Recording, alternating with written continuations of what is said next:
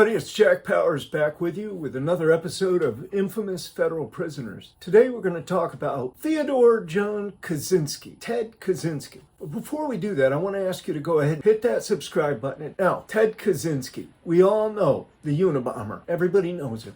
Okay, this genius mathematics professor who went off the deep end, began to rail against industry, and then began to send explosives. Crude at first, homemade. Some of them didn't go off at all, some of them, but then he got more sophisticated as he went. That's just like anything you do, right? At first, you're not very good at it. With practice, you get better and better.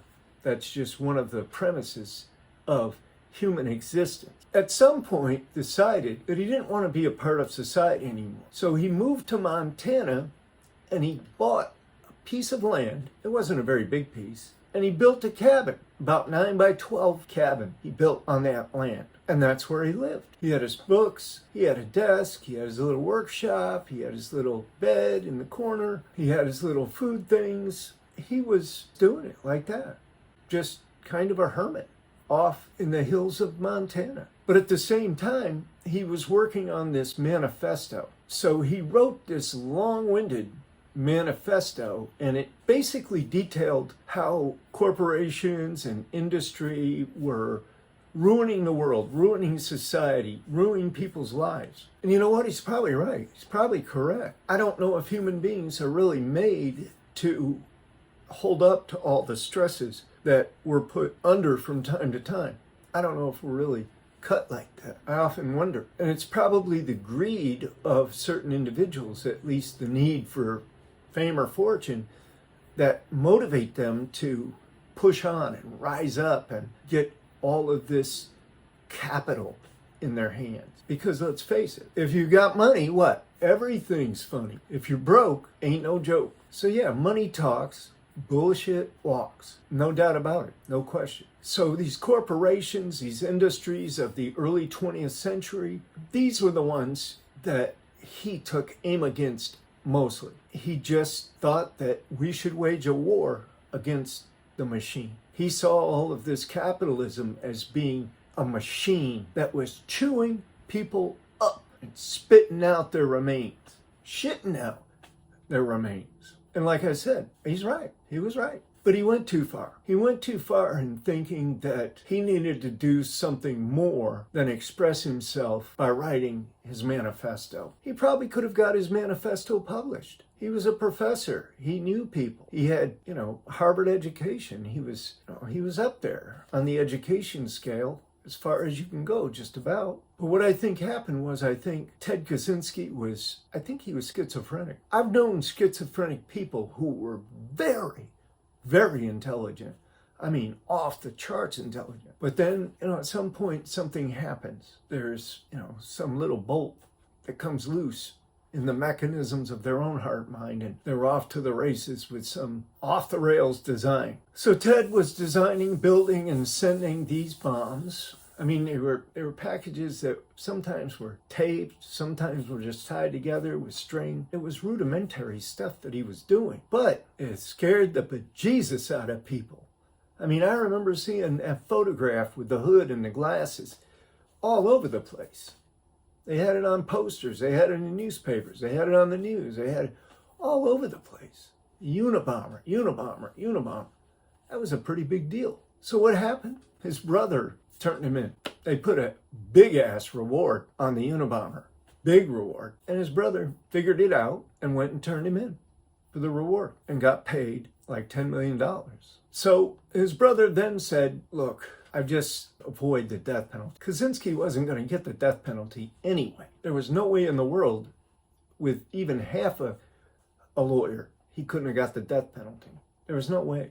I don't even think they put it on him. A lot of times the prosecution, you and I both know, the prosecution say, yeah, well, we're going to go after the death penalty unless you plead guilty. If you plead guilty, we'll give you life in prison.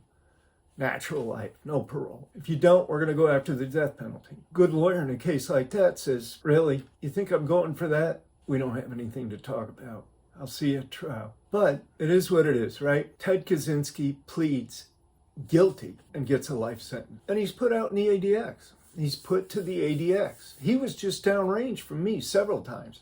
He always tried to get the back cell on the range, always tried to get back toward the back, and the officers always tried to put him toward the back. He wouldn't come out of his cell. Ted Kaczynski would not leave his cell. Anything. No rec, no medical.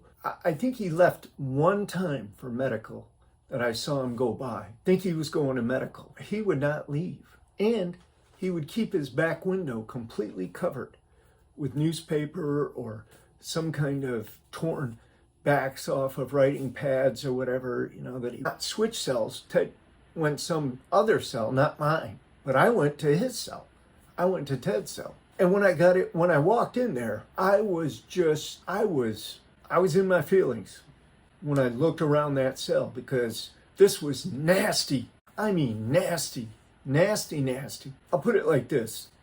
I've seen a lot of nasty cells. This wasn't quite at the top of the list, but it was close. There was food that was over behind the TV set. Apparently, he had just dumped the trays behind the TV set on this concrete desk, they call it. It's just a slab of concrete that sticks out of the wall, and the TV usually sits on it. He had dumped all of his food, or a lot of it, back behind that TV and just left it. There was all kinds of mold and I don't know what all. It was stinking. And then, as I looked around the cell, there was long hair. He grew his hair long. He never had a haircut. Any time that I was there, I don't think he ever had a haircut. He had this really long hair. I think he was pulling it out. I think he was actually pulling it out because there were like circles of hair. They looked like bird nests to me. He had them in the corners and up under the little, on the little indentation under the concrete bed. He had them all along there. He had them in the corners. And it was, if you took it and picked it up, it would just unravel into long strands of hair, and quite a bit of hair too. I don't know how he had any left on his head with all that in there. And so I'm looking at this and I'm just like, really? You guys put me in here to clean this place for you. You couldn't even put me in a clean cell, or at least trade me out with somebody that keeps a halfway decent cell? It was bad. They continuously did that to me. I don't know if it was purpose or not, or if there was just a bunch of nasty bastards up in there, but yeah, it happened more than once. But here's the thing. I went to open the shower. I pulled the curtain back, and the shower is clean. There's like a layer of dust. There's stainless steel showers, but there's like a layer of dust all around the bottom. And then there's one little bird's nest of hair sitting on the drain, like it had been positioned there. I don't think Ted ever used the shower. How could there be dust, a layer of dust, in that shower if he was using it regularly? There wouldn't be. So I just think Ted Kaczynski is crazy as a bedbug. I think he's just nuts. I think he was so smart that it burned him up. It just threw him off the rails, and he became a killer. Now he's just spending his time probably walking back and forth in a dark cell, pulling his hair out and making little swirly nest type things out of it, and putting them in the corner, putting his food behind the TV, storing it up, I guess. It's sad. But that's Ted Kaczynski. I'm Jack Powers. This is Infamous Federal Prisoners. And I want you to go ahead and subscribe. If you haven't subscribed and you're all the way to the end here, you need to go ahead and hit that button. Trust me, it's a good thing. Thank you very much. I'll thank you in advance for subscribing right now. And until the next episode of Infamous Federal Prisoners, I'm out.